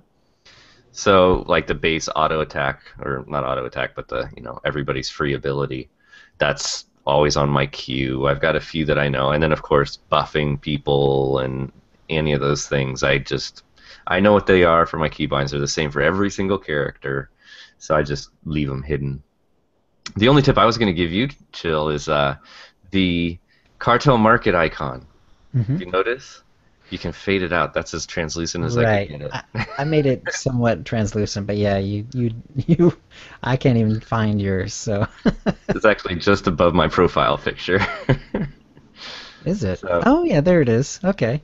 on the bottom is my profile, and then that's focus target. I stacked it right on top. But mine's actually pretty clean. I liked it that way. I moved the quest. See, it's the quest in the bottom right, and I flipped it so that it actually, the more quests I have, they continue to proceed up the right-hand side. Yes. And the achievements come down from the right. So. Right. I rarely show the achievements, but I for the missions, mine actually I have them flipped as well. They do start at the bottom and go up. It's actually a rather clever little feature. Because if it starts at the top and goes down, you kind of feel like it has to go somewhere at the top of the screen. Right. But with the flip, My only wish is the that other you way. would actually have a flip horizontally, not just, is it horizontally or vertically? Anyway, you can flip it from top to bottom or bottom to top. They don't have a flip left to right, so I couldn't Right. take that list and shove it to the left-hand side, and I'd like to be able to do that. But and I did downsize my mini-map. I am a mini-map freak. Like, I'm watching my mini-map all the time. When somebody asks me, well, where are you? Look at your damn mini-map. But at the same time, my screen's big enough that I was able to downsize that. I actually brought my whole UI down to 0.75, and then the mini-map, I brought that down even further. But I am on a larger monitor, so it's actually larger on my screen. All right, let's hear from Kuzay. He's included a screenshot from his. Do you want to talk any more to that? This one's rather old, actually. I just grabbed one from that I sent you guys a long time ago. and I pulled it out. I need to send an updated one, but for the most part, you can get an idea of where my stuff's at here. I moved the menu bar around. Some of the action bars and stuff I've moved around, but you can see everything's kind of centralized, and this picture really doesn't do it justice what it is right now. So basically you just have it set up so that you can click on a person, then immediately move your mouse a bit, and boom, you're at your healing abilities, and you can click on them. Yeah, I'm right there. And most of the time, I'm waiting for something to come off a cooldown, so there's rarely any time that I'm wasting switching from grabbing a person to hitting an ability. I'm pretty quick on clicking. Very nice. But I also have my UI set up for different scenarios, so PvP, PvE, solo, and stuff like that. So if I go into PvP, I'll click on PvP healing, for instance, and it gets rid of all the other stuff that I don't need that you use during PvE, and it puts up all the PvP stuff. Nice. My DPS characters are actually set up almost across the bottom. I don't have anything around the raid frames because I don't really necessarily need the raid frames when I'm on my DPS character. So they're all different setups, depending on what type of role I'm playing. One question I wanted to ask you guys, there are a few things that I absolutely have to do. Like I just reloaded SWTOR a while ago when I put in my SSD in, and it might help some other people. That what are the first things you do when you go into preferences? Like what can you not live without? Putting the cooldown numbers on your abilities, that's probably the key one, making sure you do that. Unbinding Control S, which will mute your sound. Yes, unbind that sucker. And the easiest way to do it is just go to any keybind, set it as Control S, and then just unassign it, and then it's not on anything. Yeah, also I do have a different sort of complex keybind for zooming the camera out, since I don't use the mouse wheel, and I make sure that I know what that one is. It's always the same for me, but I mean, you got to know what it is, because when your back's up against the wall, and then you change around, sometimes it likes to stay. It doesn't want to zoom out again. So I like to have that zoom out feature available immediately. So. Oh yeah, I guess the first thing you do too is set it so that you can zoom out beyond 25% by default. Yeah, I think it's like 60 or 80, but yeah, you want to go out to the full 100%. Well, and I always set it to 95 because I notice some things start to go missing beyond 95% occasionally if they're small objects.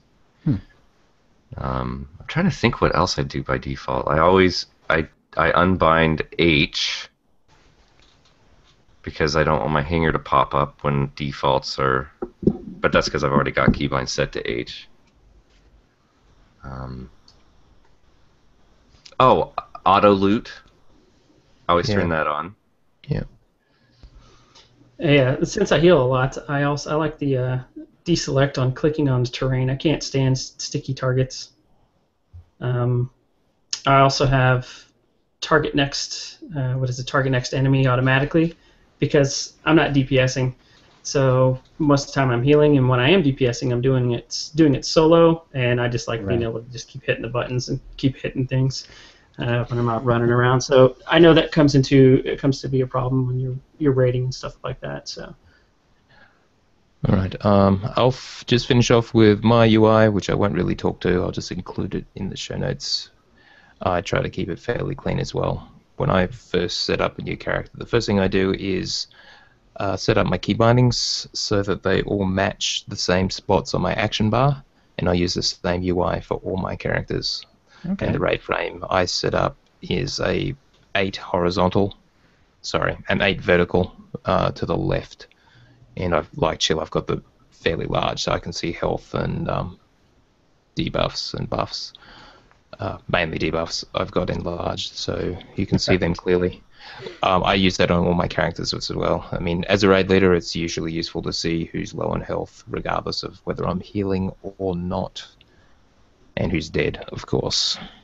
Yeah, sometimes you have to call out for a person, hey, heal so-and-so. Yeah, exactly. Though, obviously, we can trust our healers. Now, we did have that tip of the week from Tate Ransom that he sent in.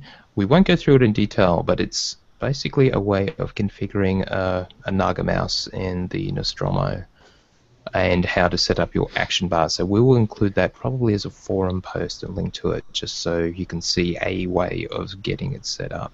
It's fairly complex, but it may work for you. So have we actually answered Guest Guy's questions? So yeah, basically what we've been talking through is how we set up keybinds and associate them with the action bars and all the rest of it. There's no one answer, no clean, clear way of actually doing this right. It's whatever works for you. And as a starting point for getting your priorities for your abilities, the guides on Dolphy are a good place to start. All of them for the various specs and roles, etc., do actually have a list of the abilities and the recommended priority and how you should utilize them, along with some rotations. But yeah, what it really comes down to is really understanding what they all do and being able to use them situationally. The last thing you want to do is just to blindly follow some preset pattern, because chances are that may work in some circumstances, but often you're just going to be having to use utility abilities in there as well, particularly in PvP. Yeah. Right. One last thing I was going to say is clearly, I mean, all of us seem to have different ways. Although TOs and mine seem to be similar in a lot of ways. But you'll notice on my UI, what'll happen when I'm leveling up a new character. If someone was actually looking at my UI, it would actually look very scattered because I'm actually putting in them bit by bit so that they match the other characters basically. So I'll actually have an empty grid, and it'll get filled in bit by bit like a jigsaw puzzle. Like I won't have like 1, 2, 3, 4, 5 filled up and then go somewhere else, because I want to remember exactly where every ability is. So even if it's a little weird, I'm gonna put a new ability on like a number 8 or a number 7 or something kind of. Because that's where your stun goes. Because that's where that ability goes for all my other characters. So therefore, it's like that. In fact, even though this character is an endgame character, you can see I have 2 buttons that are blank right in the middle of my UI, and it's simply because she doesn't have as many abilities as some of the other characters, and most notably, she doesn't have defensive cooldowns really. So those are basically where my defensive cooldowns would normally go. Her insta heal for every 30 seconds is on the Z button. It's near the lower right. That just happens to be the Z button for me. I don't even know how it ended up like that, but X and Z are down near the lower right, near my speeder mount. Hey man, Z is my sprint, tumble, leap, whatever. Right, you can see that I've got quite a few blanks on mine as well, but if you were to look at my gunslinger, you would actually see the top bar even revealed, the one that I have hidden in this screen, because gunslingers just have so many stinking abilities. The only thing I would recommend is, in general, you should know, just from having played enough at this point, which fingers you favor for using your abilities and everything, and put the abilities that you use the most in some sort of sequence that favors the way that your fingers like to play. That's probably the best tip I could give. For me, on the way I have my hand situated, it's the 3 and 4 are the prime keys, because that's where my forefinger and middle fingers go. And my main nukes and things that I'm casting all the time are going to be going on 2, 3, 4 keys. Do you guys use modifiers, Control and Shift, and Yes, Alt? quite a bit. Actually, my bar is, for the most part, it's like 1 through 10, or some sort of equivalent, and then the bar below it is Shift 1 through 10, and below that is Control 1 through 10. I don't use Alt a lot because I find it a little more awkward to hit, and I find that I have enough buttons at that point anyway. But yeah, that's kind of how it works for me. The only alt I use modifiers is on to F. Shift and Control, by the way. So if you want to hit both of those and an ability and a key, that will work as well. Yeah, and the only thing is I use Control F for my focus target, or Alt F for my focus target. That's actually the only alt I use. I don't use many controls actually. But that's because I've got, When I had everything 15 buttons on my mouse. when I had everything keybound before, when I had the add-ons and the other game, everything was through modifiers mostly. So it was all mouse and modifier. If Yeah. sports were to allow us to have the mouse over RAID frames, I would go back to the modifiers. And I do have 2 abilities to the mouse, which is my HOTS. That's kind of necessary, and Right. the Kotal bomb. So those 2 things I like to get off really quick and don't have to think about it and just toss it out there. So those are easy. All right. Let us finish up there. So I hope that helped. I hope that helped you, guest guy. And if you've got any follow-up questions, or if you want to post your own UIs, there is a thread in the forums that guest guy started, so we'll link to that. And I think we'll put our own UIs in there as well. All right. Very cool. Yeah, and it's nice to show off my sorcerer. I always like how the way she looks. She's very creepy looking. And Yes, she is. yeah, one of the things I like about her the best actually is if I turn off the dark side effects, except for the kind of odd facial tattoos. She's very attractive, and then as soon as you turn it on, it's like she goes to very She's ghoulish. not. Yep. Yeah, Yep. it's very cool. Well, it helps that Mary Ellen's, of course, green, and I started her off as a very light green anyway. So when you put the dark side effects on her, she goes to this ghastly, pale, greenish, yellow. You know, she looks like she definitely has some sort of liver disease going on. All right. Well, that's a show. If you'd like to play with us in the Utini Knights Guild on the Republic side of the Harbinger server, or in our Ootini Rage. Guild on the Empire side, do a /c join Utini to join the Utini channel. Then ask for the quiz that lets us know you're a fan of the show. You can email questions and comments about the show to OotiniCast@gmail.com. Follow us on Twitter. We're on @OotiniCast. I Twitter under my own name @Brandon L. Star, and Hugh uses his name @Jason Etheridge. Red Twitter's under @R3DN4, or you can watch him on twitch.tv/R3DN4. Kuze Twitter's under @Kuze_ROH, or email kuze_ROH@gmail.com, or watch his videos on the YouTube channel of the same name, Kuze_ROH. Check out our website, OotiniCast.com, which has links to our presence on Google Plus and Facebook. You can subscribe to us on iTunes, and we're also on Stitcher. We record the show live every Wednesday at 4:30 p.m. Pacific, and you can go to OotiniCast.com/live to find out how to join in. Our theme song is from Mevia's Music Alley. Check it out at music.mevio.com. That's MEVIO. And thank you to the chat room, and thank you, Kuze and Red. Thanks, guys. Thanks for having me. You guys are my heroes. And your videos are mine. Thanks, guys. We'll see you next week. All right, guys. Stop your recording now.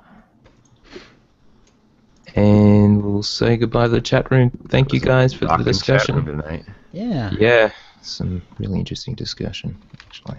Anyway, yep, we should be back normal time next week. Until then,